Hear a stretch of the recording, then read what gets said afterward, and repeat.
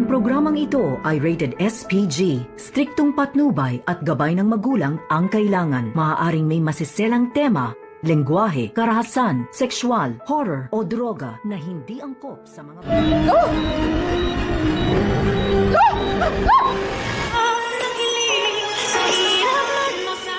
Narito na nga ang ating pagkaabangan mamaya sa abot kamay na pangarap. Hindi nga nagustuhan ni Zoe ang ibinalita dito ng kanyang ina na si Moira. At sinabi ni Moira sa kanyang anak na may malaki nga daw silang problema dahil lumabas na daw ang resulta ng fingerprint dito ni Zoe. At nagiging match nga daw ito.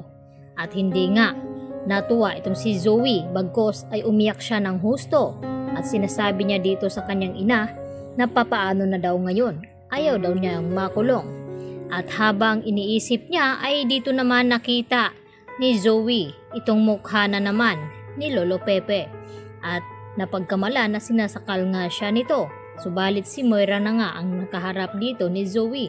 At dito na hindi mapapakali itong si Zoe. At dito rin na pinakalma ni Moira ang anak at sinasabi na wag daw itong mag-alala dahil tatakas nga daw sila at hindi makukulong itong si Zoe.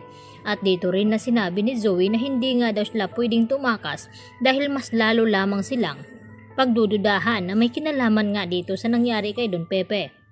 At wala na nga pagpipilian pa itong si Zoe. Samantala, hindi naman makpakali itong si Lynette at may pinapadalangang tauhan itong si Carlos upang ayusin na nga itong kwarto dito ni Annalyn at dalawang lalaki nga ito.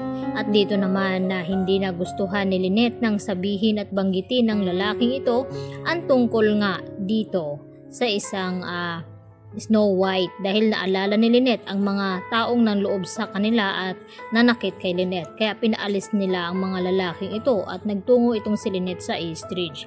At dito naman na kinakabahan itong si Carlos baka may makakita sa kanila na nag-uusap silang dalawa dito ni Moira.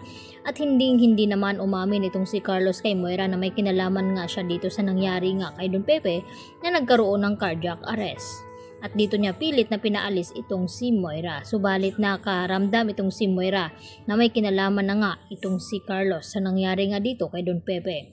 Samantala pumasok na nga sa trabaho itong si Zoe dito sa Apex Hospital at nakita naman dito ni Doc Antonio na nag-iisa ito at parang nakatulala. At dito nilapitan ni Dr. Antonio itong si Zoe at nagulat naman ito. At dito na biglang humagulhol at umiyak at dito sinabi ni Zoe na lagi daw nagpaparamdam sa kanya itong si Lolo Pepe. At nag-advise itong si Doc Luke na baka kinakailangan na puntahan ni Zoe sa ICU ang kanyang lolo at kausapin na sana ay patahimikan na siya at wag nang magpaparamdam. At pumayag naman itong si Zoe hanggang sa pumasok na nga sila dito sa kwarto. At dito naman na hindi nagustuhan ni Zoe at nilapitan at kinausap niya ang kanyang lolo at maya-maya nga ay biglang gumalaw at hinawakan ni Don Pepe ng mahigpit itong braso kamay ni Zoe at nagdilat nga ito ng paningin. At dito napasigaw na naman itong si Zoe at kinagulat nga dito ni Dr. Antonio Locke na nagkamalay na nga itong si Don Pepe. Samantala, nalaman na rin dito nila RJ at ditong si Giselle ang tungkol dito sa fingerprint na iisa lamang daw ang taong positive at nagmatch at walang iba kundi itong si Zoe. At dito rin nakakuha pa ang mga pulis ng another na ebidensya dito sa sapatos nga ni Zoe na natanggal nung ito'y hinihulog nga doon sa bangin itong si Don Pepe. Kaya sari-sari na nga ang ebidensya na hawak ngayon ng mga kapulisan, lalo pat nakita ng katulong ni RJ itong sapatos ni Zoe na wala na daw itong design na kabago-bago at ang mahal-mahal pa naman. Kaya agad naman na tumawag itong si Moira at kinatakot dahil nalaman na nga nila RJ at Giselle ang resulta. Kaya nagmamadali sila na baka maabutan sila ni RJ at Giselle, kaya kailangan nga daw nilang tumakas at kabado na nga sila si Moira ngayon at itong si Zoe at wala na nga sila sigurong ligtas, baka dito na nga sila mabibisto.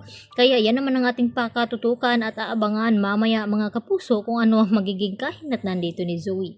Yan lang po at maraming pong salamat sa inyong panonood at pakikinig.